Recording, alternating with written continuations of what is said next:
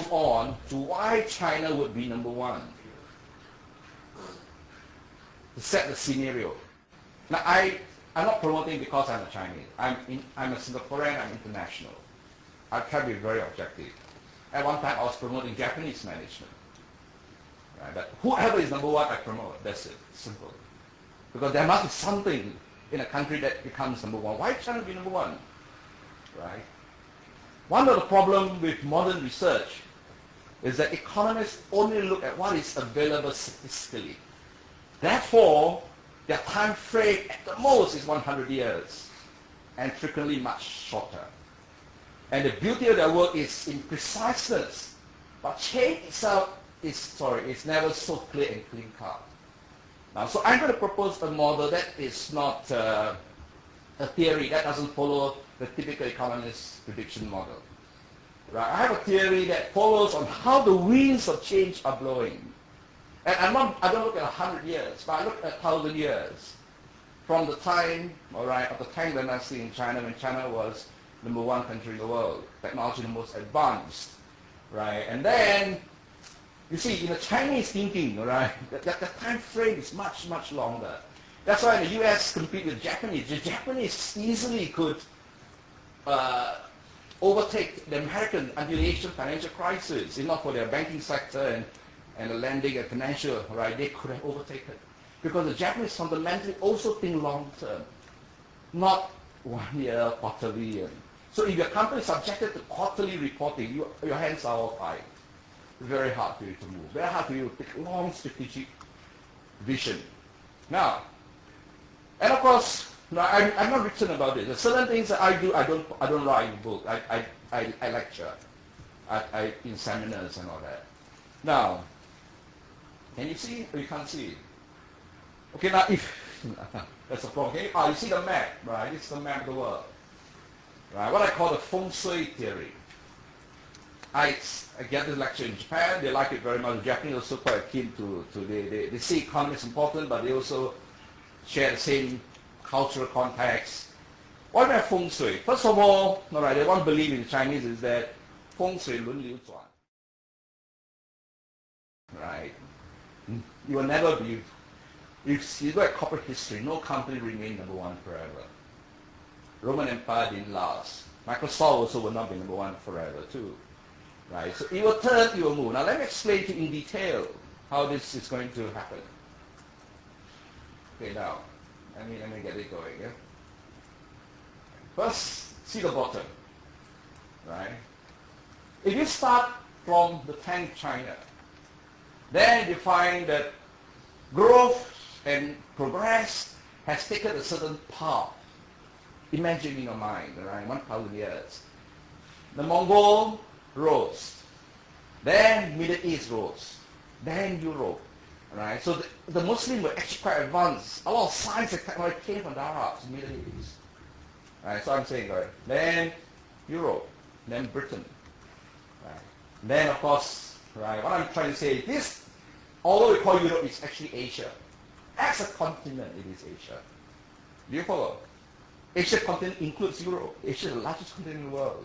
So you look at this change of technology, rise and fall, and of course this is not scientific. It is what I call winds of change. You know how winds blow? They're never, although they have a general direction. At that specific point it turns, it blends. Then of course you find that UK rose. UK became an empire of technology. Then the USA. Right? Then at one time the Japanese dominated. Now it's the Korean. Do you follow? You see a certain pattern. You see a certain wind flow blowing. You can feel it. Right? So I'm saying, the rise of South Korea could be explained by this. Right? But Japan very hard to rise again, although I wish Japan would rise, because I'm going to have a book published in Japanese next year in Japan and launching it. But I think Japan also is over.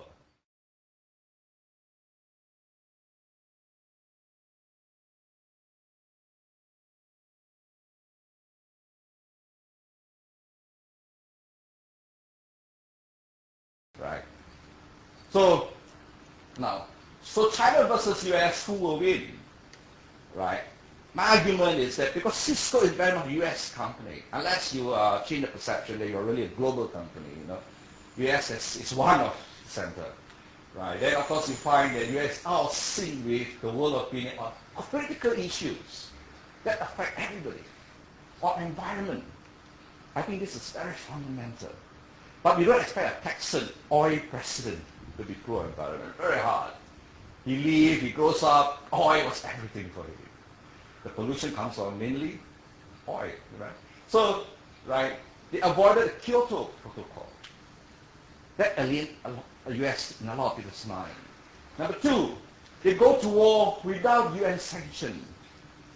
A bit of a rush. They could have got the sanction and then they gone. That would be much better. Right? In other words, the US act unilaterally, on the record. Right? Was then this need for the rush? Right? Well, Then US is edgy. Right? Today, US dollar is edgy. Why? Of course, the American, what is lovely about them is they buy. They buy and buy and buy. And they are so susceptible to advertisement and gimmicks and right.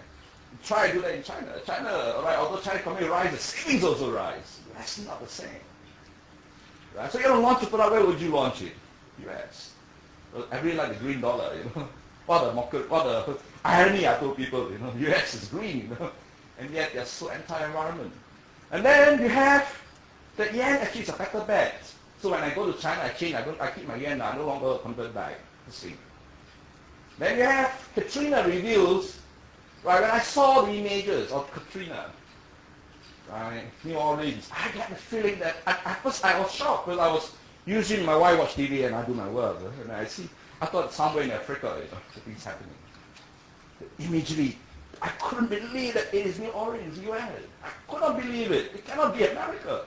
They are the one teaching about contingency planning and crisis, how to respond, telling the whole world about it. And here I see it happening right before my eyes. So maybe, all right, this is third world feeling idea. I don't make the same feeling. Then of course, the root problem is that this is going to be very hard to pull out. Because America is so driven by money. I was New York, the same professor. Although I like money, I don't like that overemphasis on money. Right? That's a point we draw.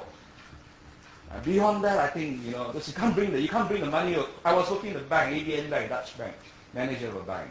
So I see a lot of multimillionaires. Right? So I had a feeling, I don't have the same feeling about money as most people do. I think it's temporary. Money is temporary. Really temporary. You can have a million, just like Samsung's daughter committed suicide in New York. She's heir to 200 million. She got limousine, she got bodyguard, she got everything, etc. So I think this is right. But America is so grounded in it. And of course, from the political angle, right, US major strategy is to fight by proxy. Of course, that's the best way to do it. Then you can sell arms, Right? You send American soldiers, you got to pay your own arms. So, right, so, when I saw Bush going to Mongolia, I said, something is out. It cannot be just go there and give award to a few Mongolians. I think, all right, it's a checkerboard thing, checkerboard thing. Right? Japan, Taiwan, Tibet, Mongolia, maybe Xinjiang without the Osama with a different matter.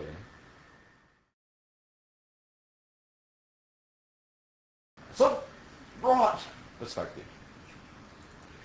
Right? And of course, I believe who will ever be the first to put man on Mars will win. Right? I think US is out of the race now. So I mean, so I'm not trying to be scientific, but US space program. They have never faced this kind of problem they have in the past. Right? And China wanted to be successful. So I think there is, what in Chinese society we believe that there's a time you will rise and there's a time you will fall. No matter what you do, you will not rise. Right? So this is a deep Chinese philosophical thinking. Okay, given all that, right, that's why I want to start by emphasizing that Art of War, right, is a very ancient text. And you'll find that a lot of, okay, now Michael Porter, I will in fact mention it in my lectures. Right? You'll find that a lot of Asian ASEAN businessmen who built enterprises, they got big enterprise, and then they put their son to be CEO. They had no education. A lot of this Tauke, They're immigrants, they're the worst, they have no education at all. But they have the argument, the theory is that the guy needs a mental framework. And the argument, of course, is that these Asian businesses in ASEAN region, back to my PhD, right, the founder of all these huge companies, like in Singapore, the richest man in Singapore, right, he himself don't speak Mandarin. He speaks only Hokkien, a dialect. But he knows other war. Other war is like culture, just like you go to India, the Mahabharata will be known by the Indian, right? The Bhagavad Gita will be known. Something that is so ingrained in the society.